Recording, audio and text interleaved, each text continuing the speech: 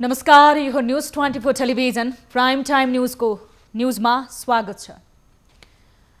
प्रमुख प्रतिपक्षीय नेपाली कांग्रेसले आइतबार निर्वाचन क्षेत्र केन्द्रित विरोध कार्यक्रम गरेर प्रतिनिधि सभा विघटन सहित सरकारको सर्वसत्तावादी चरित्र विरुद्ध चर्को नारा लगाएको छ। प्रतिनिधि सभाको विघटनको विषयलाई लिएर सुरुमा विरोधमा जाने नजाने विषयमा दोधारे चरित्र देखाएको कांग्रेस अन्ततः सरकारको कदम गलत भन्दै सडकमा उत्रियो। तर सडकमा उत्रिँदा पनि शीर्ष नेताहरूकै धारणा एक नहुँदा कांग्रेस कार्यकर्ताहरू उल्टै अलमलमा परेका छन्। सभापति शेरबहादुर देउवाले प्रतिनिधि सभा विघटन असंवैधानिक भने पनि सर्वोच्च अदालतले गर्ने आदेशलाई स्वीकार गर्ने बताएर विघटनको विरोध नगरी निर्वाचनमा जानुपर्छ भन्ने आफ्नो अडानलाई सार्वजनिक रूपमा नै प्रकट गरेका छन्। तर वरिष्ठ नेता रामचन्द्र पौडेलले विघटनले मुलुक संवैधानिक संकट निम्त्याएको भन्दै सर्वोच्च अदालतले प्रतिनिधि सभा पुनर्स्थापना गरेर संकटको निवारण गर्ने विश्वास व्यक्त गरेका छन्। दुई शीर्ष नेताहरू मात्र नभई देशभर पुगेका अधिकांश नेताहरूले यसरी नै विभाजित अभिव्यक्ति दिएका छन्। कार्यकर्ताले अब कस्तो अभिव्यक्तिलाई सिरोपर गर्ने विरोध प्रदर्शनसँगै कांग्रेस भित्रै अर्को आशंकाको बिउ रोपेको प्रश्न भएको छ। अब प्राइम टाइम न्यूज का हेडलाइन्स। प्रतिनिधि सभा विघटन विरुद्ध कांग्रेसको देशभर प्रदर्शन, सर्वोच्च अदालतको निर्णय पर्खिने सभापति देउवाको धारणा, विरोधको विकल्प नभएको वरिष्ठ नेता पौडेलको भनाई। मन्त्री परिषद पुनर्गठनबारे सर्वोच्च अदालतमा पर्यो रिट, संसद सदस्य नरहेका प्रधानमन्त्रीले मन्त्री परिषद पुनर्गठन गरेर संविधान विपरीत कदम चालेको आरोप।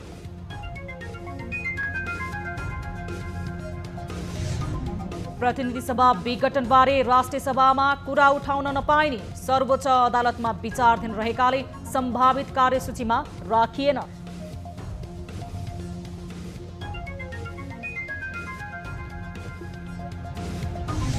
नेपालको आन्तरिक मामिलामा हस्तक्षेप गर्ने चीनको कुनै नीति नरहेको चीनिया विदेश मन्त्रालयको प्रश्नोक्ति। चीनिया टोलीको नेपाल भ्रमण सद्भावका लागि।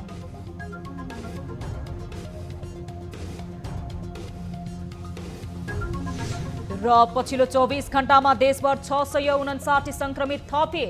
बेलायतबाट आएका 200 बढी मध्ये 5 जनामा कोरोना पुष्टि।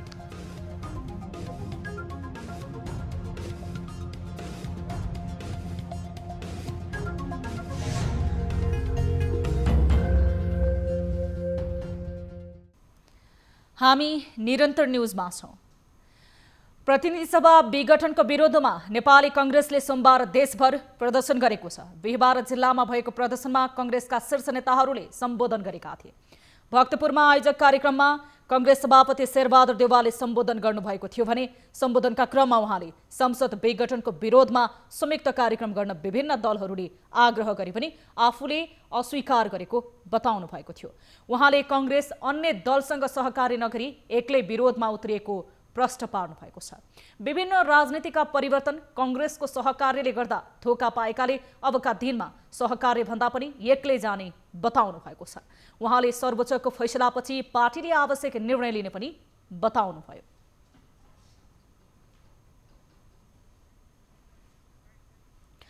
तनहुमा आयोजित कार्यक्रममा वरिष्ठ नेता रामचन्द्र पौडेलले सरकारले प्रतिनिधि सभा संविधानको भावना विपरीत विघटन गरेकाले कांग्रेस सडक आन्दोलनमा उत्रिनु परेको बताउनु भएको छ।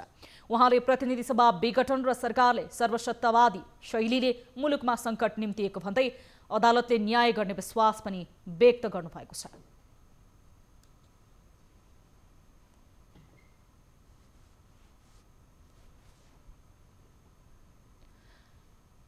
केन्द्रीय सदस्य गगन थापाले प्रतिनिधि सभा विघटन गर्नु प्रधानमन्त्री केपी शर्मा ओलीको कायरता भएको बताउनुभयो। यस्तै नवलपुरमा महामन्त्री शशाङ्क कोइराला, काठमाडौँमा प्रकाशमान सिंह, काठमाडौँ क्षेत्र नम्बर 5 मा प्रकाश शरण महत, झापामा मिनेन्द्र रिजाल लगायत देशैभर नेताहरूले सरकारको विरोध गरेका थिए। प्रतिनिधि सभा विघटनको विरोधमा नेपाली कांग्रेस सडक प्रदर्शन गरिरहेको छ। देशव्यापी रूपमा गरिएको प्रदर्शनमा नेताहरूबीच प्रतिनिधि सभा विघटन र सरकारले तोकेको निर्वाचनलाई कसरी लिने भन्नेमा मतभेद रह्यो। प्रश्नसँग दुई गुटमा देखिएको कांग्रेस सभापति शेरबहादुर देउवा र वरिष्ठ नेता रामचन्द्र पौडेलका अभिव्यक्तिले आन्दोलन वा निर्वाचन भनी प्रश्न पारेन, बरु विवाद छचल्किएको छ। एक रिपोर्ट। प्रमुख प्रतिपक्ष दल नेपाली कांग्रेस सरकारको कदम विरुद्ध सडकमा उत्रिएको छ। प्रतिनिधि सभा विघटन असंवैधानिक भनिरहँदा शीर्ष नेताहरूकै मत बाँझिएको छ। अब कांग्रेसले कुन बाटो प्रयोग गर्ने भन्ने बारे सभापति शेरबहादुर देउवा र वरिष्ठ नेता रामचन्द्र पौडेलको फरक मत देखिएको छ। सभापति देउवाले प्रतिनिधि सभा विघटन गर्ने सरकारको कदम बारे अदालतमा मुद्दा विचाराधीन रहेकाले पुनर्स्थापनाको पक्ष वा विपक्षमा नबोल्ने बताए। भक्तपुरमा आयोजित विरोध कार्यक्रममा उनले सरकारको कदम असंवैधानिक भने पनि उनले अदालतको आदेश नै मान्य हुने भनेका छन्। यसले मात्र आगामी विरोध गर्ने वा नगर्ने निर्धारण हुने प्रश्न पारेका छन्। कति कुराहरूमा चाहिँ अदालतले सुविवेकी निर्णय गरेको छ। त्यसैले चाहिँ हामी अदालतलाई मान्ने पार्टी हो। त्यसैले चाहिँ हाम्रो इच्छा विरुद्ध होस् कि हाम्रो इच्छा अनुसार होस्, हामी अदालतको निर्णयलाई हामी स्वीकार गर्नेछौँ। तनहुमा आयोजित प्रदर्शनमा वरिष्ठ नेता रामचन्द्र पौडेलले सडक सङ्घर्षको विकल्प नभएको बताए। उनले वैशाखमा कुनै हालतमा निर्वाचन नहुने ठोक्कुवा गरेका छन्। प्रधानमन्त्री र राष्ट्रपति मिलेर लोकतन्त्र र संविधानकै हुर्मत लिएको बेलामा चुनाव हुने विश्वास गर्नु भुल हुने उनको तर्क छ। उनले आन्दोलनबाटै सरकारको असंवैधानिक कदम सच्याउनु पर्ने उल्लेख गरे। हामीले त भनेको हामी कुनै चाहिँ अवरोध गर्दैनौँ। हामी चाहिँ 5 वर्षसम्म पर्खेर बस्छौँ। 5 वर्षपछि चुनावमा फेरि हिसाब किताब गरौँला। हामी तबसम्म तिमी गरेर खाऊ भनेर हामीले दिएको। तर आज चाहिँ गरेर खाने कुरा त कहाँ हो। आज संविधानै फाल्नेतिर, आज देशको लोकतन्त्रलाई नै घायल बनाउनेतिर यो सत्ता गयो। सभापति देउवा निकट मानिएका कांग्रेस नेता प्रकाश शरण महतले आफ्नै वरिष्ठ नेताको भनाई विपरीत निर्वाचनमा जान कांग्रेस तयार हुनुपर्ने बताएका छन्। उनको कुराले उनी चुनाव हुनेमा ढुक्क देखिन्छन्। अर्कोतिर पौडेल निकट मानिएका नेता मिनेन्द्र रिजालले संसद पुनर्स्थापना गरेरै छाड्ने अभिव्यक्ति प्रधानमन्त्रीकै गृह जिल्ला झापामा चेतावनी दिएका छन्। कांग्रेस नेताहरूको यी फरक मतले उनीहरू बीच एकमत नरहेको प्रश्न हुन्छ। के कांग्रेस आफै कसरी अघि बढ्नेमा कन्फ्युज छ? यस्तो अवस्थामा प्रधानमन्त्री केपी शर्मा ओलीका लागि थप सहज हुने आकलन गर्न सकिन्छ। जिल्ला ब्युरोको सहयोगमा टिभी जर्नलिस्ट प्रशान्त ठाकुरको रिपोर्ट। यता प्रतिनिधि सभा विघटन विरुद्ध नागरिक अगुवाले डम्फु बजाएर खबरदारी गरेका छन्। नागरिक अगुवाहरूको साताव्यापी विरोध कार्यक्रम स्वरूप माइती घरमा सोमबार डम्फु सहितको प्रस्तुति गरेर कोन सभाको आयोजना गरिएको थियो। उनीहरूले तामाङको बाजा डम्फु र एकतारे बजाउँदै र नाच्दै प्रधानमन्त्री केपी शर्मा ओलीको असंवैधानिक कदम विरुद्ध खबरदारी गरे।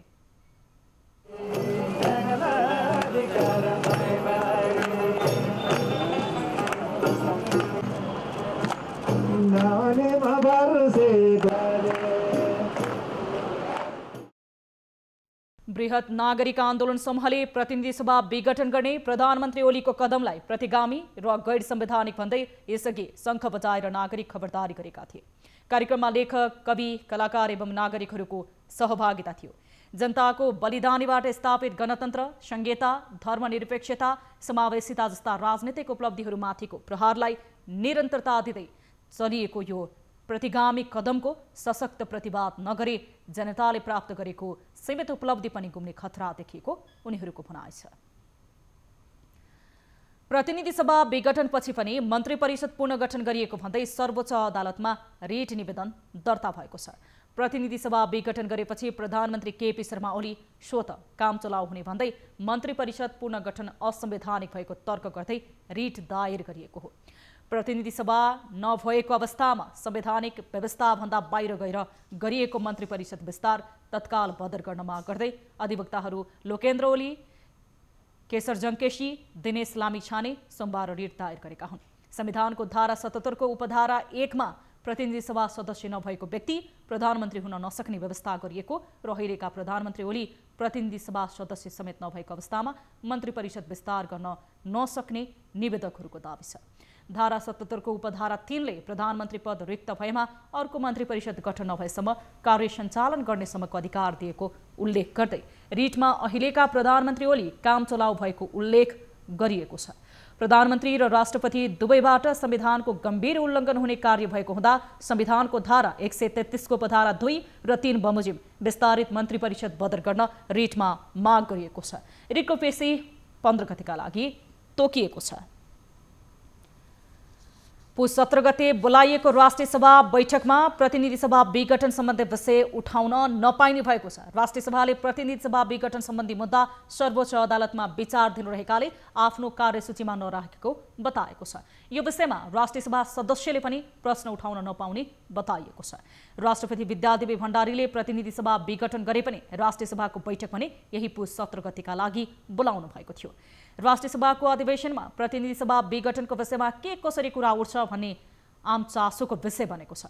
राष्ट्रपति विद्यादेवी भण्डारीले राष्ट्रिय सभाको 7औं अधिवेशन पुस 17 गते दिउँसो 4 बजे आह्वान गरेसँगै संघीय संसद सचिवालयले अधिवेशनको तयारी पूरा गरेको बताएको छ। यस्तै राजनीतिक दलहरू पनि आफ्नो तयारीमा जुटेका छन्। राष्ट्रिय सभाको यस अधिवेशनमा विधेयक पास गर्ने विषय नै मुख्य रहेको संसद सचिवालयले जानकारी दिएको छ। राष्ट्रिय सभा अधिवेशनको मुख्य विषयवस्तु अधिवेशन आह्वान सम्बन्धी राष्ट्रपतिको पत्र, सरकारले जारी गरेको 7वटा अध्यादेशहरू, यौन हिंसा विरुद्धका केही ऐनलाई संशोधन गर्न बनेको अध्यादेश, फौजदारी कसुर तथा फौजदारी कार्यविधि सम्बन्धी केही ऐन संशोधन गर्न बनेको अध्यादेश लगायत रहेका छन्। त्यसैगरी मन्त्री परिषद पुनर्गठन सम्बन्धी पत्र, प्रतिनिधि सभा विघटन सम्बन्धी पत्र, राष्ट्रिय सभाले जारी गरेको समिति गठन सम्बन्धी आदेश, शोक प्रस्तावहरू, संवैधानिक आयोगका प्रतिवेदनहरू, राष्ट्रिय सभाका विषयगत समितिका प्रतिवेदन, विधेयकको अवस्थाको सम्बन्धमा छलफल हुनेछ। नेपालको 4 दिने भ्रमणमा रहेका चिनिया उच्च स्तरीय टोली आज दोस्रो दिन पनि राजनीतिक भेटवार्तामा व्यस्त बनेका छन्। नेकपा विवाद र संसद विघटनपछि नेपाल आएको चिनिया कम्युनिस्ट पार्टीको अन्तर्राष्ट्रिय विभाग उपमन्त्री गुओ झेङवाङ नेतृत्वको टोली आइतबार नेपाल आइपुगेको हो। नेपाल आए लगतै टोलीले उच्च स्तरीय भेटवार्ता सुरु गरेको हो। चिनिया टोलीले अहिले नेकपा प्रचण्ड माधव पक्षका अध्यक्ष माधव कुमार नेपालसँग भेट गरेका छन्। मानेसरको एभरेस्ट होटलमा नेपाल र चिनिया कम्युनिस्ट पार्टीका अन्तर्राष्ट्रिय विभागका उपमन्त्री गुओ एचबीच नेतृत्वको 4 सदस्यीय टोलीसँग भेटवार्ता भएको हो। त्यसअघि चिनिया टोलीले खुमलटार पुगेर अर्का अध्यक्ष पुष्पकमल दाहाल प्रचण्डसँग भेटवार्ता गरेको थियो। खुमलटारपछि नेपाललाई भेट्न चिनिया टोली मानेसर आएको थियो। आइतबार काठमाडौँ आएको चिनिया टोलीले राष्ट्रपति विद्यादेवी भण्डारी र प्रधानमन्त्री केपी शर्मा ओलीसँग भेटवार्ता गरिसकेको छ। चिनिया टोलीले नेकपा जुट्न सक्ने सम्भावना रहे नरहेको बारे नेताहरूसँग जिज्ञासा राखेको थियो। आइतबार चीनबाट चिनिया कम्युनिस्ट पार्टीको एउटा टोली नेपाल आइपुगेको छ। यो चिनिया कम्युनिस्ट पार्टीका अन्तर्राष्ट्रिय विभागका उपमन्त्रीको नेतृत्वमा आएको 4 सदस्यीय टोली यस्तो बेलामा आएको छ कि जुन बेला नेपाल कम्युनिस्ट पार्टी विभाजित छ। तल्लो सदन प्रतिनिधि सभा विघटन भएको छ। चिनिया कम्युनिस्ट पार्टीसँग भातृत्व स्थापना गरेको नेपाल कम्युनिस्ट पार्टी फुटमा पक्कै उसलाई चिन्ता होला। तर सीपीसी एउटा पार्टी मात्र होइन, सरकार पनि जोडिएको छ। औपचारिकतामा चीनले नेपालको आन्तरिक मामिलामा हस्तक्षेप नगर्ने नीतिमा आफू प्रतिबद्ध रहेको जनाए पनि निकट चासो भनिराखेको कतै लुकेको छैन। एक रिपोर्ट। चीनको विदेश मन्त्रालयमा आयोजित पत्रकार सम्मेलनमा विदेश मन्त्रालयका प्रवक्ता झो लिजियानले नेपालको आन्तरिक मामिलामा चीनले कहिले हस्तक्षेप नगर्ने नीतिमा आफूहरू प्रतिबद्ध रहेको बताएका छन्। चीनको यो औपचारिक टिप्पणी त्यति बेला आएको छ जति बेला नेपालमा चिनिया कम्युनिस्ट पार्टीका अन्तर्राष्ट्रिय विभागका उपमन्त्री सहित 4 जनाको टोली रहेको छ। नेपाल कम्युनिस्ट पार्टी विभाजित बनेका बेला यो भ्रमणलाई धेरैले संशयको दृष्टिकोणले हेरेका छन्। अनि नेपालका लागि चिनिया राजदूतको सक्रियतालाई पनि नेपालमा बढ्दो चिनिया चासोको रूपमा अर्थ्याउने गरिएको छ। के साँच्चै चीनले नेपालको आन्तरिक मामिलामा चासो देखाउँदैन त? यति बेला यही प्रश्न उठ्न थालेको छ। चिनिया विदेश मन्त्रालयले औपचारिक रूपमा आफ्नो नीति प्रष्ट पारे पनि व्यवहारमा उसको सक्रियता भिन्न छ। आइतबारदेखि नेपाल भ्रमणमा रहेको चिनिया कम्युनिस्ट पार्टीको टोलीले राष्ट्रपति, प्रधानमन्त्री र नेपाल कम्युनिस्ट पार्टीका नेताहरूसँग भेट गरेको छ। गत वैशाख यता नै पटक पटक फुटको संघारबाट बस्दै आएको नेकपा पुस 5 को प्रधानमन्त्रीको संसद भङ्ग गर्ने निर्णयपछि 2 खेमामा विभाजित छ, जसमध्ये एक खेमाको नेतृत्व प्रधानमन्त्री समेत रहेका केपी ओलीले गरेका छन् भने अर्को खेमाको नेतृत्व पुष्पकमल दाहाल प्रचण्ड र माधव कुमार नेपालले गरेका छन्। यही बेला उत्तरी छिमेकी मुलुक चीनले दुवै पक्षलाई पूर्ण एकै ठाउँमा राख्न र सग्लो नेकपा बनाउन आफ्नो उच्च स्तरीय टोली नेपाल पठाएको चर्चा छ। चिनिया कम्युनिस्ट पार्टीका महासचिव तथा राष्ट्रपति सी जिनपिङको विशेष सन्देशसहित चिनिया कम्युनिस्ट पार्टीका अन्तर्राष्ट्रिय विभागका उपमन्त्रीको नेतृत्व काठमाडौँ आएको हो। चीनको सक्रियतामा नेकपा जुट्ला? नेकपाका दुवै समूहका नेताहरूका अनुसार अहिलेका अवस्थामा जुटको सम्भावना छैन। प्रधानमन्त्री ओलीले प्रतिनिधि सभा भङ्ग गर्दै 2078 वैशाख 17 र 27 आम निर्वाचनको मिति नै घोषणा गरिसकेका छन्। यो फिर्ता नभएसम्म प्रचण्ड नेपाल पक्ष संसद विघटनलाई मान्न तयार छैन। साबिक अध्यक्ष दुवै केपी शर्मा ओली र प्रचण्डले एकअर्कालाई कारबाही गरी पार्टीको आधिकारिकता आफूले पाउनुपर्ने भन्दै निर्वाचन आयोगमा आवेदन गरेका छन्। यो विवादपछि निर्वाचन आयोगले पनि कसको नेतृत्वको नेकपा वैधानिक भन्ने छिनोफानो गरिसकेको छैन। उसले वैधानिकता छुट्याउने प्रक्रिया चलिरहेको जनाएको छ। यस्तो अवस्थामा 2 समूह पूर्ण जोडिने सम्भावना नरहेको नेकपाका नेताहरूको निष्कर्ष छ। भूमि व्यवस्था, सहकारी तथा गरिबी निवारण मन्त्री शिवमाया तुम्मा हम्फेले मालपोत र नापी कार्यालयका जनगुनासोलाई सम्बोधन गर्ने बताउनु भएको छ। भूमि व्यवस्था, सहकारी तथा गरिबी निवारण मन्त्रालयमा सोमबार पदभार ग्रहण गर्दै मन्त्री तुम्मा हम्फेले मालपोत र नापी कार्यालयमा सेवाग्राहीलाई सेवा लिन अप्ठ्यारो हुने गरेको गुनासो धेरै रहेको बताउनु भएको छ। यस्ता गुनासो अबका दिनमा आउन नदिन आफू प्रतिबद्ध रहेको उहाँको भनाइ छ। कार्यालयबाट काम भइरहँदाखेरिको अवस्थामा त्यहाँ धेरै अप्ठ्यारो कुराहरू, जसमा ठ्याक्कै एउटा शब्द प्रयोग गरिहाल्दाखेरि अलिकति सेवाग्राहीले काम लिन खोज्दाखेरि केही अप्ठ्यारो परिस्थिति छ, यति भनेपछि बुझ्नु होला। त्यो शब्द मैले प्रयोग नगरेको मात्रै हो, त्यो शब्द यहाँले बुझिहाल्नुभयो। त्यस्तै उहाँले कानुनी रूपमा जुनसुकै काम गर्न छुट भए पनि गैर कानुनी रूपमा काम गर्नेलाई कारबाही गर्ने चेतावनी समेत दिनुभएको छ। मुलुकमा थप 659 जनामा कोरोना भाइरस कोभिड-19 संक्रमण पुष्टि भएको छ। संक्रमण भएका मध्ये महिलाको संख्या 252 छ भने पुरुषको संख्या 407 रहेको छ। पछिल्लो 24 घण्टामा 5578 जनाको कोरोना परीक्षण गर्दा यो संख्यामा संक्रमित थपिएका हुन्। स्वास्थ्य तथा जनसङ्ख्या मन्त्रालयका अनुसार पछिल्लो 24 घण्टामा देशका विभिन्न भागमा 481 संक्रमित थपेसँगै नेपालमा संक्रमितको कुल संख्या 2,58,840 पुगेको छ। यसैगरी काठमाडौँ उपत्यकामा पछिल्लो 24 घण्टामा थप 278 जना संक्रमित फेला परेका छन्, जसमा 111 महिला र 167 पुरुष रहेका छन्। यसअघि काठमाडौँ उपत्यकामा संक्रमितको कुल संख्या 1,21,570 पुगेको छ। यसअघि काठमाडौँमा संक्रमितको कुल संख्या 96,461 जना, ललितपुरमा 15,117 जना, भक्तपुरमा 8,803 जना पुगेका छन्। यसैगरी कोरोना भाइरस कोभिड-19 को संक्रमणबाट पछिल्लो 24 घण्टामा देशभर 718 निको भएर घर फर्किएका छन्। स्वास्थ्य तथा जनसङ्ख्या मन्त्रालयका अनुसार पछिल्लो 24 घण्टामा देशभरबाट 718 जना निको हुँदा डिस्चार्ज हुनेहरूको कुल संख्या 2,50,581 पुगेको छ। त्यस्तै देशभर सक्रिय संक्रमितहरूको संख्या 6,427 रहेको छ। यसैगरी क्वारेन्टिनमा रहनेको संख्या 369 रहेको छ। पछिल्लो 24 घण्टामा देशभर 5,578 जनाको PCR परीक्षण हुँदा हालसम्म कुल 19,15,232 जनाको PCR परीक्षण भएको छ। यसैगरी पछिल्लो 24 घण्टामा 7 जना संक्रमितको मृत्यु हुँदा नेपालमा कोरोना संक्रमणबाट मृत्यु हुनेको संख्या 1,832 पुगेको छ। यता बेलायतबाट आएका 5 जनामा कोरोना संक्रमण देखिएको बताइएको छ, तर उनीहरूमा देखिएको कोरोना बेलायतबाट फैलिएको नयाँ प्रजातिको हो या होइन भन्ने विषय भने यकिन हुन बाँकी रहेको छ। प्रदेश 1 को राजधानी विराटनगरमा सञ्चालित कोभिड-19 उपचार केन्द्र खाली हुँदै गरेको छ। प्रदेश सरकार, नागरिक केयर सेन्टर र स्थानीय पालिकाहरूको लगानीमा बनेको 125 बेडको अस्पताल उद्घाटन भए पनि उपचारका लागि संक्रमित नहुँदा अस्पताल खाली बनेको छ। परीक्षणको दायरा घटेपछि कोशी कोभिड-19 उपचार केन्द्रमा पनि संक्रमितहरूको संख्या कम हुँदै गएको छ। यो उपचार केन्द्रमा नै संक्रमितको संख्या कम भएपछि नयाँ बनेको अस्पतालमा पनि संक्रमितहरू आएका छैनन्।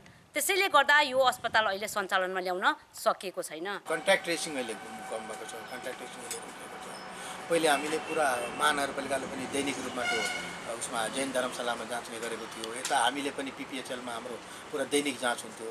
अब त्यो कारणले गर्दा कोरोनाको जाँच नभएर पनि हो। अब मलाई लाग्छ त्यो नभए पनि अब समुदायमा यदि कोरोना फैलिएको भए यो त केही न केही इन्डाइरेक्टली रूप त त्यो कता न कता मान्छे त्यो महामारी रूपमा फैलिन्थ्यो। मलाई लाग्छ अब त्यो यो घटेको अवस्था देखिन्छ। घरमा बस्नै हुँदैन। कोभिडको यदि सिम्टम छ भने यस्तो हामीले खोलेका छौँ। जो चाहिँ पैसा पेमेन्ट गर्न सक्नुहुन्न त्यस्तो व्यक्ति यहाँ आएर हाम्रो सेवा लिन सक्नुहुन्छ। त्यसले गर्दाखेरि ज्यान जोखिमै कम हुन सक्छ, रेटिङै कम पार्न सक्छौँ। हामी नेपालभरिको त भन्दैनौँ, तर यो प्रदेश यो क्षेत्रको त्यो रेटिङलाई नै मृत्युदरको रेटिङलाई नै हामी कम गर्न सक्छौँ भन्ने हामीलाई विश्वास छ। र अर्को पनि कुरा अझै जोड्न चाहन्छु, यो एउटा स्याम्पल हो। यो भोलिको लागि चाहिँ भविष्यको लागि नै हामीले एउटा आधार तयार गरिसक्यो। कुनै पनि महामारीमा चाहे बाढी होस्, चाहे चाहिँ भूकम्पको होस् या अन्य कुनै यस्तै खालका रोगका महामारी आउन्, यो हामी 110ले हामीलाई धेरै ठुलो मद्दत पुर्याउँछ। अहिले संक्रमितहरू नआएको कारणले गर्दाखेरि नयाँ बनेको अस्पताल त बन्दै अवस्थामा रहेको छ भने प्रदेश 1 सरकार, नागरिक केयर सेन्टर, विभिन्न पालिकाहरूको लगानीमा सञ्चालनमा आएको यो अस्पताल बिरामी नआउँदाखेरि अहिले बन्द अवस्थामा पुगेको छ। न्युज 24 टेलिभिजनका लागि तारा आचार्य, विराटनगर। हामीसँग न्युजहरू अझै बाँकी छन्। अहिले लाइभ ब्रेक।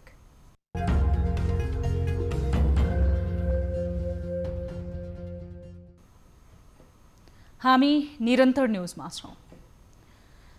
आंशिक रूपमा नियन्त्रणमा आएको ताप्लेजुङ स्थित प्रसिद्ध तीर्थस्थल पाथिभरा मन्दिर क्षेत्रको जंगलमा लागेको आगो फेरि दन्किएको छ। 4 दिनदेखि लागेको आगलागी अझै पूर्ण रूपमा नियन्त्रणमा आउन सकेको छैन। आइतबार स्थानीय बासिन्दा सहित नेपाल प्रहरी, नेपाली सेना र सशस्त्र प्रहरीको टोलीले आंशिक रूपमा नियन्त्रणमा लिएको र मन्दिर आसपासको क्षेत्र खतरामुक्त देखिएको थियो। तर सोमबार बिहानदेखि फेरि आगो दन्किएको छ। अहिले आगो मन्दिरको क्षेत्रमा पुगिसकेको बताइएको छ, तर मन्दिर भने खतरामुक्त रहेको स्थानीय मिङमा शेर्पाले टेलिफोन मार्फत जानकारी दिनुभएको छ।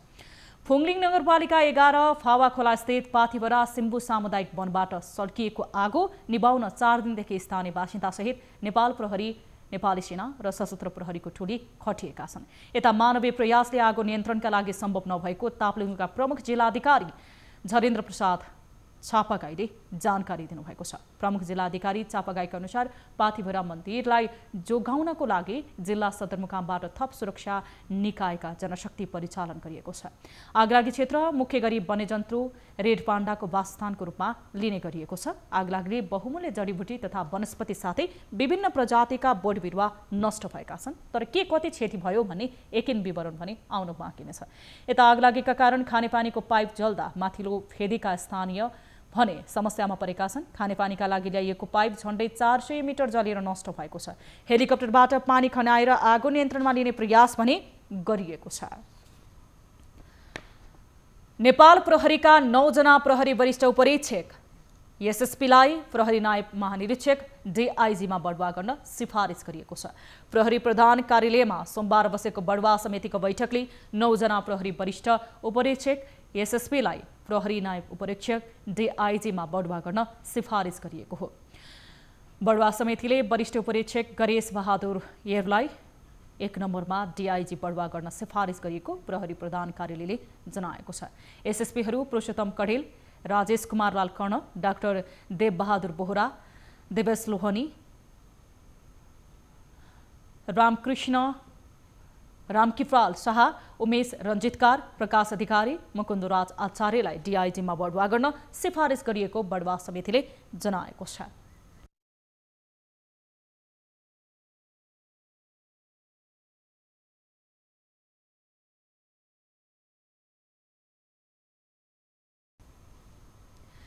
नेपालमा लोप उन्मुख जातिमध्ये कुसुण्डा जाति पनि एक हो। राष्ट्रिय जनगणना 2068 अनुसार नेपालमा कुसुण्डाको संख्या 273 छ।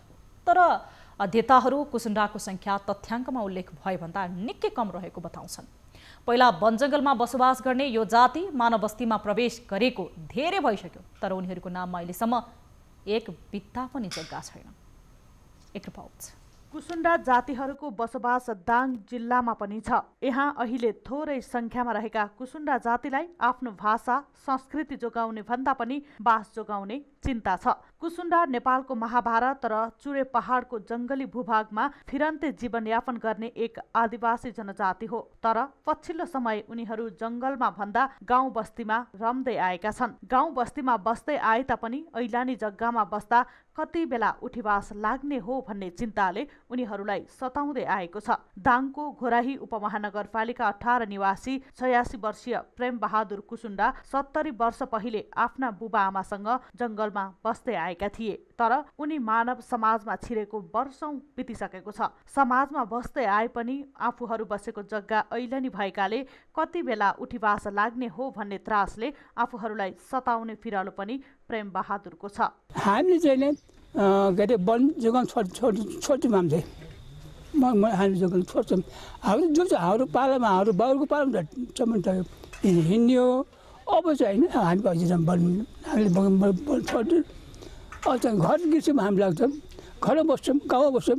त्यो चाहिँ अलिकति अब भनौँ यस्तो जग्गा जाउँ जस्तो छैन बनाइदिएपछि हुँदो भन्ने चाहिँ नि हिसाबहरू मैले त्यो भाषामा त्यो चाहिँ भाषण गर्छु। लोपोन्मुख कुसुन्डा जातिहरूको दाङ लगायत गोर्खा, तनहुँ, पाल्पा, अर्घाखाँची, कपिलवस्तु, प्युठान, रोल्पा, सल्यान र सुर्खेत जिल्लामा बसोबास छ। विश्वमा रहेका मानव जाति मध्ये कुसुन्डा जातिको भाषा कसैसँग नमिल्ने गरेको र नेपालमा अहिले कुसुन्डा भाषा बोल्ने औँलामा गन्न सक्ने जति मात्र रहेको कुसुन्डा समाजका केन्द्रीय अध्यक्ष धनबहादुर कुसुन्डाको दाबी छ। हरेक जिल्लामा चाहिँ छरिएर छरपत्र हिसाबले चाहिँ कुसुन्डाहरू बसोबास गर्न लागे। सामाजिक जीवनमा वहीँ चाहिँ स्थानीयसँग वहीँ काम गर्ने, वहीँ बस्ने, वहीँ घाँसबास कपासको उनको अब व्यवस्था त्यस्तै भयो। त्यहीँका स्थानीयसँग चाहिँ बिहाबारी भयो। त्यस कारणले गर्दा हाम्रो भाषा, धर्म, संस्कार सब लोप हुँदै हुँदै हुँदै हुँदै हुँदै अब यो मृत्यु अवस्थामा आयो। अहिले चाहिँ भाषा बोल्ने पनि एकजना मात्रै हुनुहुन्छ। गोराही 8 का युवा जुद्धबहादुर कुसुन्डाले आफूहरूको भाषा संस्कृति संरक्षण गर्नको लागि सबै कुसुन्डा जातिहरू एक ठाउँमा बस्नुपर्ने आवश्यकता रहेको बताउँछन्। सबै एकजुट भएर त्यसरी भयो भने चाहिँ लोप नहोला।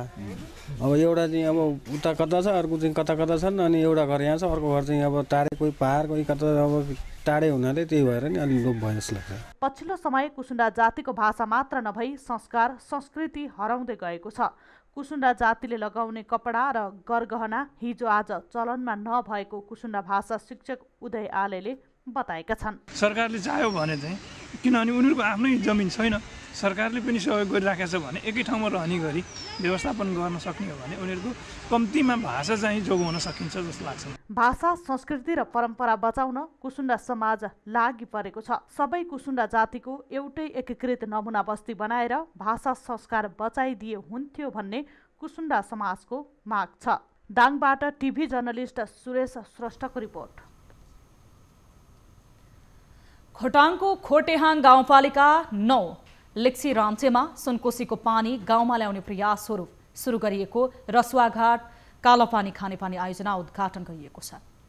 आयोजना सम्पन्न भएको करिब 1 वर्षपछि मात्र रसुवाघाट कालापानी खानेपानी आयोजनाको उद्घाटन भएको छ। रसुवाबाट करिब 1800 मिटर माथि रहेको गाउँमा खानेपानीको धारा आए पश्चात स्थानीयवासी हर्षित भएका छैनन्। उनीहरूको दैनिकी समेत फेरिएको छ। एक रिपोर्ट। खोटाङको कालापानीका स्थानीय चुहार पँधेरा, माने खोला पँधेरा र खार खोला पँधेराबाट 2 घण्टा हिँडेर खानेपानी पिउन बाध्य थिए। खानेपानीको चरम अभावका कारण तीव्र बसाइसराई रहेको खोटाङको कालापानीमा सुरु गरिएको रसुवाघाट कालापानी खानेपानी आयोजनाको काम गत वर्ष नै पूरा भए पनि शनिबार मात्र औपचारिक उद्घाटन गरिएको छ। विद्युत मार्फत सञ्चालन हुने पम्पिङ प्रविधि अपनाएर सुनकोशी स्थित रसुवाघाटबाट करिब 1800 मिटर माथि रहेको गाउँमा खानेपानी निकालिएपछि स्थानीयवासी हर्षित भएका छन्। आहालका पनि खाइयो, विभिन्न हुँदै गइएको थियो। अहिले चाहिँ हामीलाई एकदम स्वर्ग भइरहेछ। सपनै जतिको लागिरहेछ हामीलाई पानी आउँदा र खाँदा। कोही बसै पनि हिँड्ने। घण्टौं समय लगाएर कुवा वा खोलाको पानी ल्याउनु पर्ने बाध्यता हटेको स्थानीयवासीको भनाइ छ। नेपाली कांग्रेस महाअधिवेशन प्रतिनिधि तथा तिप्रुङ चुइचुमा गाउँपालिकाका अध्यक्ष भूपेन्द्र राईको पहलमा 5 वर्ष अघि सुरु गरिएको आयोजनाबाट कालापानीका 62 घरमा धारा पुर्याइएको छ। यहाँको नागरिकहरूले खानेपानीको समाधानको लागि जुन कुरा राख्नुभएको थियो त्यसको लागि चाहिँ मुहानको अत्यन्तै ठुलो अभाव चाहिँ देखिरहेको अवस्था छ। त्यसकारणले अहिले स्रोतहरू पनि सुक्दै गएको कारण यहाँदेखि नजिकै रहेको सुनकोशी बगिरहेको कारण सुनकोशीको लिफ्टिङ प्रणालीद्वारा तानेर चाहिँ यसको समाधान गर्न सकिन्छ भन्ने तयारीमा हामी। जिल्लाकै पहिलो र ठूलो खानेपानी आयोजनाको शिलान्यास 2072 चैत्र 11 गते गरिएको थियो। नेपाल सरकार खानेपानी तथा सरसफाई मन्त्रालयको अनुदान तथा उपभोक्ताको 36 लाख बराबरको श्रमदान गरी करिब 1 करोड 80 लाखमा रसुवाघाट कालापानी खानेपानी आयोजनाको काम सम्पन्न भएको छ। लगभग यहाँबाट पानी लिन जानलाई भनेको हामीहरूको 3 घण्टामा मात्रै यतापट्टि दाहिने साइड पूर्व साइडमा साखोला र दक्षिण र पश्चिम साइडको कोसीबाट पानी बोकेका बुवा आमाहरू र यहाँ भएका दिदी बहिनीहरू त्यही अवस्थामा पानी बोक्न नसक्ने अवस्था भएको कारणले गर्दा उहाँहरू बस हिँडिसक्नु भएको छ। लिफ्टिङ आयोजनाका लागि नदी किनारामा मेसिन राख्ने घर निर्माण गरेर पानी तान्ने बोरिङ उपकरण जडान गरिएको छ। बोरिङ स्थलबाट GI पाइप मार्फत 10-10 हजार लिटर क्षमताको 2वटा सप्लाई ट्याङ्की मार्फत सबैभन्दा माथि गाउँमा निर्माण गरिएको 35 हजार लिटर क्षमताको RCC ट्याङ्कीमा पानी जम्मा गरेर वितरणको अवस्था मिलाइएको छ। 12 मास कल बग्ने सुनकोशी भन्दा माथि रहेको कालापानी जिल्लाकै सुक्खाग्रस्त क्षेत्रमध्ये एक हो। खोटाङबाट टिभी जर्नलिस्ट सन्तोष पौडेलको रिपोर्ट। भरतपुर सरकारी अस्पताल गेट आसपासमा गीत गाएर आफ्नो र परिवारको जीवन गुजारा गर्दै आएका ईश्वर विकले नयाँ घर पाउने भएका छन्। पूर्वी चितवनका युवा सरोज भण्डारीको नेतृत्वमा उनको घर निर्माण हुँदैछ। दृष्टिविहीन युवा विकसँगै पूर्वी चितवनका युवाहरूले अन्य 3 असहाय, अपाङ्ग तथा विपन्न वर्गका लागि समेत घर निर्माण गरिसकेका छन्। युवाहरूले विकसँगै केदार पुडासैनी, रामकुमार जोशी र मनबहादुर प्रजाको घर निर्माण गरिरहेका हुन्। दर्शकबिन यतिखेर म खैरहन नगरपालिका वडा नम्बर 1 मा आइपुगेको छु र यहाँ तपाईले देख्न सक्नुहुनेछ केदार पुडासैनीको घर निर्माण भइसकेको छ भने भरतपुर सरकारी अस्पताल अगाडि त कहिले 24 कोटीको चौपारमा गीत गाउँदै गर्ने ईश्वर विक दाइको पनि घर अब बन्न लागेको छ। खैरहनी वडा नम्बर 1 का वडा अध्यक्ष प्रेम कणेल त्यस्तै गरी विभिन्न व्यक्तित्वको सहयोगमा उहाँको घर निर्माण हुँदैछ। नाम मेरो केदार प्रसाद पुडासैनी, मेरो 4 जनाको परिवार छ। म यस्तै ज्यामी काम यताउति गरेर खान्छु। नयाँ घर बनाउनु भएछ नि? हजुर, नयाँ घर यो भनौँ हाम्रो शरदध्वज भण्डारीजीले मलाई कोसेली हस्तान्तरण गर्न आउनु भएको थियो दसैँमा। त्यहाँबाट मेरो हालत बुझ्नुभयो, मेरो हालत मैले घरमा देखाएँ, मेरो हालत चाहिँ यस्तो छ हजुर भने अब तपाईँको घर बनाउने हामी प्रतिबद्धता मैले दिएँ भनेर उहाँ हाम्रो बर्दी बस्नेजी 2 नम्बर वडा अध्यक्ष उहाँले पनि अनि म गरिदिन्छु भन्नुभएर मेरो यतिसम्म अलिकति जे होस् मेरो बाँच्ने आधार भएको छ। मैले त्यही हो हस्पिटल अगाडि बसेर कहिले चाहिँ नि 24 कोटी चौतारामा बसेर गीतहरू गाउने गर्छु। अहिले घर बनाइदिन लाउनु भएको सोच्नु भएको थियो घर बनाएर म बस्छु भन्ने? होइन, मैले सोचेको नि थिएन। मलाई त हिजो अस्तिसम्म पनि यो एउटा सपना जस्तै लागिरहेको थियो, किनकि थुप्रै मान्छेहरू भेट्थेँ मैले गाउने क्रममा, नभेटेको होइन। आश्वासन धेरैले दिन्थे राम्रो छ भन्थे, तर त्यही एक दिन भेटिन्थे, एकछिन भेटिन्थे, त्यसपछि कोही पनि दोबारा अहिलेसम्म कहिले भेट्न पनि सकेन तिनीहरूलाई। सरकारले जनताको गुनासो बुझ्नुपर्ने हो, तर उल्टै जनताले बिचरा सरकार भन्नुपर्ने स्थिति छ। देशमा यो विकराल अवस्थिति हुँदाखेरि युवाहरूले गरिब विपन्न तथा असहाय वर्गको लागि चितवनमा घर निर्माण गरिरहेका छन्। विशेष गरी अहिले 4वटा घरहरू बनाउँदैछौँ। 4वटा घरमा 2वटा घर तयार भइसक्यो, जसमा हामीले रामकुमार जोशी दाजु जो सडकमा विगत 5 महिनादेखि पूर्व पश्चिम राजमार्गको सडकमा जीवन बिताइरहनु भएको थियो, उहाँको घर हामीले तयार गरिसकेका छौँ। उहाँको छोराछोरी कोही पनि हुनुहुन्न। त्यस्तै गरी केदार पुडासैनी दाजुको घर पनि अलमोस्ट तयार भइसकेको छ। त्यो पनि हामीले केही दिनमा हस्तान्तरण गर्दैछौँ रङरोकन गरेर।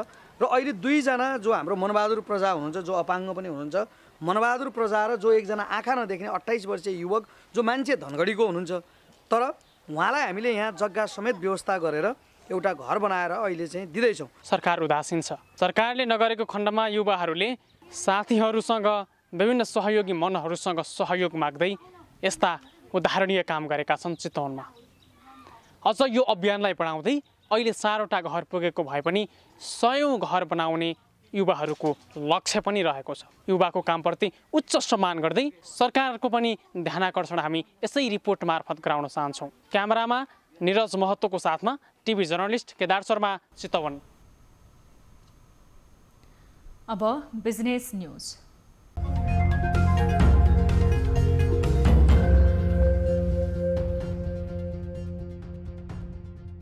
रेस्टुरेन्ट एन्ड बार एसोसिएसन नेपालले व्यवसायको समस्याप्रति सरकार गम्भीर नभएको गुनासो गरेको छ।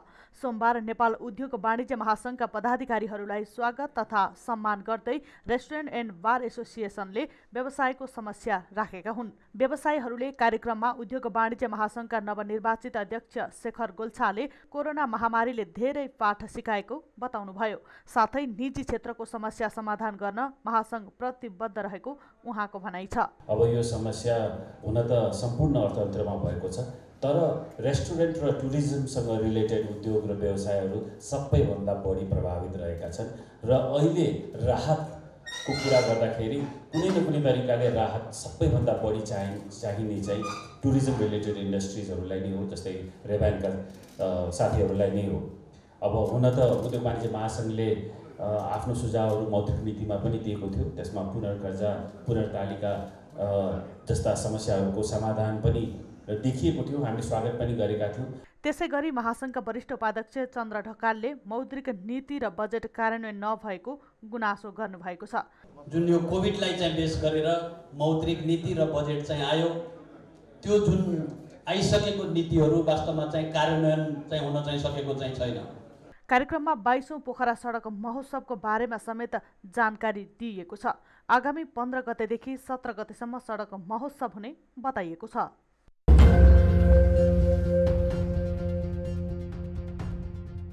आइतबार र सोमबार शेयर बजार कारोबारमा निराशा छायो। नेपाल धितोपत्र बोर्डले ब्रोकर कमिसन घटाएपछि लगानीकर्ताको आकर्षण बढ्ने अनुमान गरिएको भए पनि बजारमा कारोबार बढेन।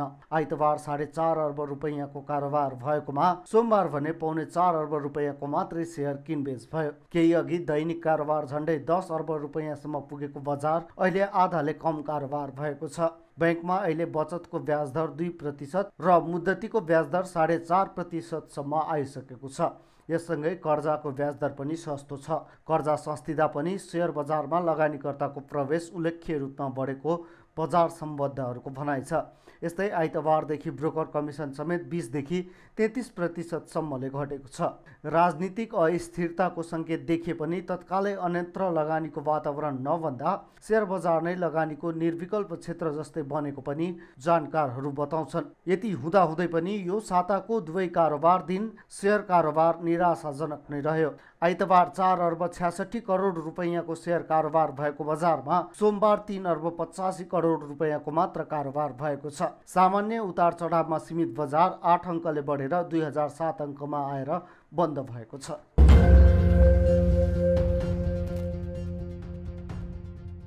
माइती घरमा आन्दोलनरत उखु किसान र सरकारबीच 4 बुँदे समझदारी भएको छ।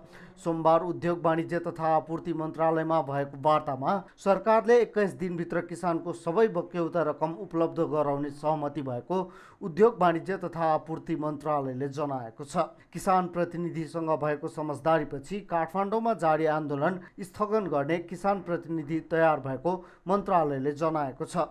किसानको बक्यौता 21 दिनभित्र उद्योगीबाट दिलाइदिन मन्त्रालयले पहल गर्ने र त्यो सम्भव नभए कानुनी प्रक्रिया अघि बढाउने गरी सहमति गरेपछि किसान प्रतिनिधिले आन्दोलन स्थगन गरेको मन्त्रालयको भनाइ छ।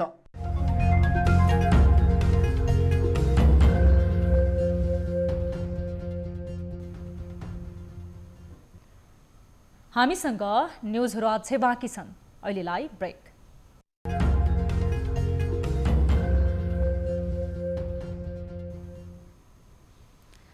हामी निरन्तर न्युजमा छौँ। अब sports news.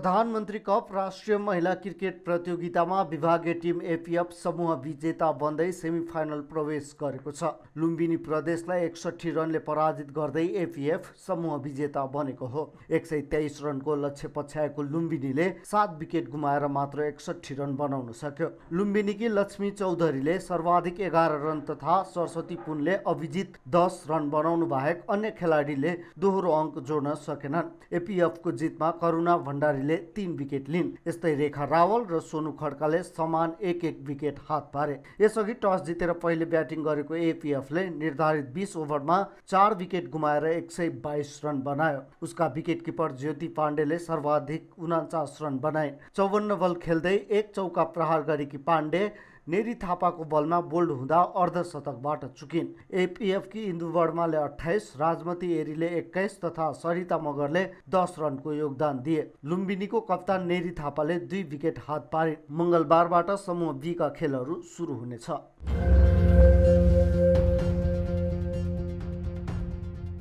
Cristiano रोनाल्डोले global sucker award अन्तर्गत शताब्दीका खेलाडी घोषित भएका छन्।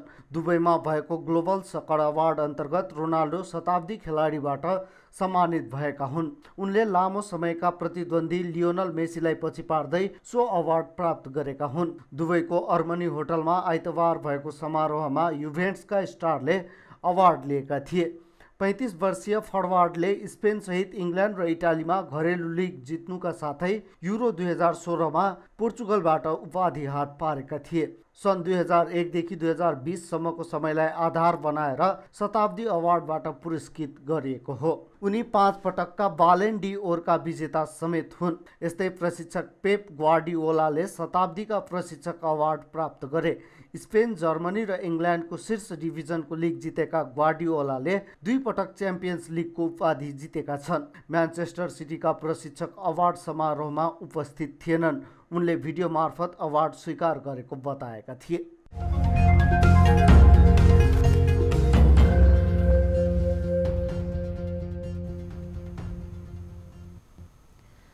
अब अनुला महर्जनको साथमा फटाफट न्यूज।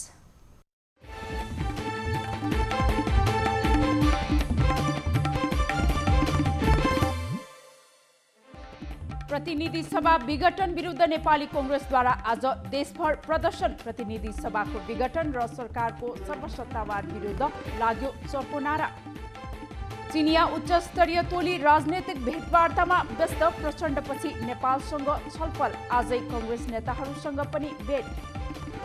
पश्चिमी वायुको प्रभाव कायमै। देशभर तापक्रम घट्यो। हिमाली क्षेत्रमा हिमपात र तराईमा कुहिरो। कोभिड-19 को नयाँ प्रजाति भेरिएन्टको उद्गम स्थल बेलायतबाट आएका 193 जना स्वास्थ्य मन्त्रालयको निगरानीमा। तीमध्ये 5 जनामा संक्रमण पुष्टि। चलचित्र क्षेत्रलाई राहत उपलब्ध गराउन अर्थ मन्त्रालयलाई सीसीएमसी को आग्रह। राहत प्याकेजमा चलचित्र क्षेत्र छुटेको भन्दै आवश्यक सम्बोधन गर्न सीसीएमसी को आग्रह। संसद पुनर्स्थापना गरेर देश जोगाइदिन सर्वोच्चसँग नेता रामचन्द्र पौडेलको आग्रह। देशलाई अफगानिस्तान बन्नबाट जोगाउन अदालतले मात्र सक्ने भनाई। पछिल्लो 24 घण्टामा 5578 जनाको परीक्षण गर्दा 659 संक्रमित थपिए। थप 7 जनाको मृत्यु। सोमबार काठमाडौँ उपत्यकामा थपिए 278 जना नयाँ कोरोना संक्रमित। काठमाडौँमा 207, ललितपुरमा 49 र भक्तपुरमा 22 जनामा संक्रमण पुष्टि। आन्तरिक पर्यटन प्रवर्धनका लागि घुमौ सौराहा अभियान थालियो। कोरोनाका कारण बाह्य पर्यटक आउन छाडेपछि व्यवसायीहरू आन्तरिक पर्यटन प्रवर्धनमा। माथिल्लो तामाकोशी जलविद्युत आयोजनामा आगामी चैत महिनाभित्र उत्पादन सुरु हुने। चैत महिनाभित्र 76 मेगावाट विद्युत उत्पादन सुरु गरिने। प्रधानमन्त्री केपी शर्मा ओली सचिएर आए पुनः पार्टी एकता हुन सक्ने नेता योगेश भट्टराईको भनाई। प्रधानमन्त्री ओली सचिनु पर्नेमा जोड। नवनियुक्त ऊर्जा मन्त्री टोप बहादुर रायमाझी र भारतीय राजदूत विनय मोहन क्वात्राबीच भेटवार्ता। संयुक्त परियोजना कार्यान्वयन र द्विपक्षीय ऊर्जा सहयोगबारे छलफल। असन्तुष्ट राइडरले गरे पठाउको कार्यालयमा तोडफोड। कमिसन घटाउन माग गर्दै बुझाए कम्पनीलाई ज्ञापन पत्र। पाथीभरा मन्दिर क्षेत्रको जंगलमा लागेको डढेलो झनै दन्कियो। मानवीय प्रयासले मात्र आगलागी नियन्त्रणमा आउने सम्भावना नरहेको ताप्लेजुङ प्रशासनको भनाई। करोडौं लगानी गर्दा पनि मेची राजमार्गको इलाम सडक खण्ड जीर्ण, रुट नै परिवर्तन गर्न व्यवसायीको माग। संसद विघटन विरुद्ध माइतीघरमा डम्फुसहित नागरिक समूहको प्रदर्शन, विरोध कार्यक्रममा लेखक, कवि, कलाकार एवं नागरिकहरू सहभागी। नेपाललाई रसियाले कोरोना भाइरस विरुद्धको खोप उपलब्ध गराउने, रसियाले खोप दिने 108 मुलुकमध्ये नेपाल 6औं प्राथमिकतामा। नेपाल राष्ट्र बैंकले झण्डै 2 अर्ब 10 करोडको ट्रेजरी बिल बिक्री गर्ने, राष्ट्र बैंकले सूचना निकालेर बिल बिक्रीको लागि बोलकबल खुलायो। शेयर बजार परिसूचक नेप्से 8.57 अङ्कले सुधार, वाणिज्य बैंकहरूको शेयरमा सुधार हुँदा बजार नै सुधार। मेसीलाई पछि पार्दै रोनाल्डो शताब्दीका खेलाडी घोषित, प्रशिक्षक पेप ग्वार्डियोलाले हात पारे। आईसीसीद्वारा भारतीय क्रिकेट टिमका कप्तान विराट कोहली दशककै सर्वश्रेष्ठ खेलाडीको रूपमा चयन, सर गारफिल्ड सोबर अवार्डबाट पनि सम्मानित। घाइते नेपाली फुटबल खेलाडी विमल घरती मगर र विक्रम लामाको कतारमा उपचार गरिने, उपचारका लागि एन्फाद्वारा कतार फुटबल संघलाई अनुरोध। नयाँ कोरोना भाइरसबाट दक्षिण अफ्रिकामा 10 लाख संक्रमित, देशभर लकडाउन र स्वास्थ्य आपतकालको घोषणा। र कोरोना प्रभावितलाई दिने आर्थिक सहायता सम्बन्धी विधेयक ट्रम्पद्वारा अनुमोदन, चर्को दबावपछि राष्ट्रपति ट्रम्पले राहत कोषमा हस्ताक्षर गरेको बीबीसीको दाबी।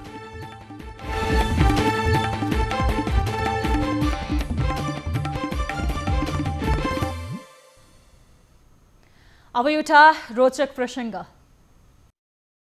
बाइक चलाउँदा हेलमेट आफ्नो सेफ्टीका लागि लगाइन्छ। दुर्घटना भइहाले पनि सकेसम्म गम्भीर चोट नलागोस् भनेर हेलमेटको प्रयोग गरिन्छ। तर आजभोलि बजारमा विभिन्न डिजाइन टेक्नोलोजीवाला हेलमेट आउने गरेको छ। हालै मात्र एक मेकानिकल इन्जिनियरले एक एसीवाला अनौठो हेलमेट बनाएका छन्। यो हेलमेटले तपाईँलाई गर्मीबाट मुक्ति दिलाउँछ। भारतमा एक मेकानिकल इन्जिनियरले यो हेलमेट बनाएका हुन्। यसले टाउकोमा गर्मी हुन दिँदैन। यो बनाउन 4.5 वर्ष लागेको बताइएको छ। भारतमा यसको मूल्य 40,000 रुपैयाँ रहेको छ। प्राइम टाइम न्यूज सक्नु अघि अहिलेसम्मका हेडलाइन्स पुनः एकपटक। प्रतिनिधि सभा विघटन विरुद्ध कांग्रेसको देशभर प्रदर्शन, सर्वोच्च अदालतको निर्णय पर्खिने सभापति देउवाको धारणा, विरोधको विकल्प नभएको वरिष्ठ नेता पौडेलको भनाई।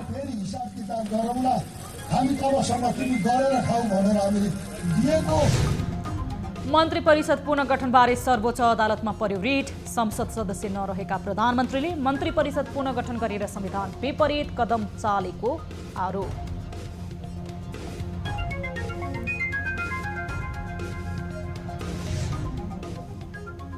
प्रतिनिधि सभा विघटनबारे राष्ट्रिय सभामा कुरा उठाउन नपाइने, सर्वोच्च अदालतमा विचाराधीन रहेकाले सम्भावित कार्यसूचीमा राखिएन।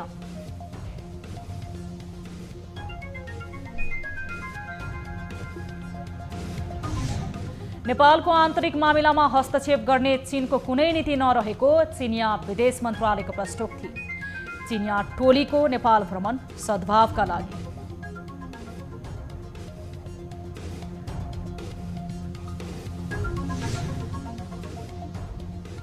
र पछिल्लो 24 घण्टामा देशभर 659 संक्रमित थपिए। बेलायतबाट आएका 200 बढी मध्ये 5 जनामा कोरोना पुष्टि।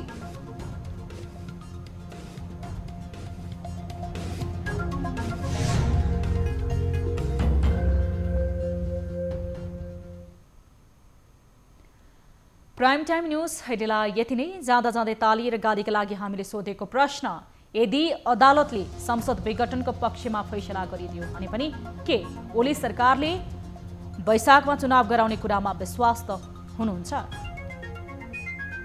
सकिन्छ किन नसकिनु र भन्नेले तालीमा र वैशाखमा चुनाव कुनै हालतमा सम्भव छैन भन्नेले गालीमा भोट गर्न सक्नुहुनेछ। थप न्यूजको लागि हाम्रो वेबसाइट www.news24nepal.com हेर्न नभुल्नुहोला। साथै तपाईले हामीलाई फेसबुक, ट्विटर र युट्युबमा पनि फलो गर्न सक्नुहुनेछ। यस्तै मोबाइल, भाइबर, इमेलबाट न्यूज 24 टेलिभिजनको हेल्प डेस्कमा कुनै समस्या र गुनासो छन् भने प्रत्यक्ष रूपमा सम्पर्क राख्न सक्नुहुनेछ। हामी निरन्तर न्यूजमा छौं। नमस्ते।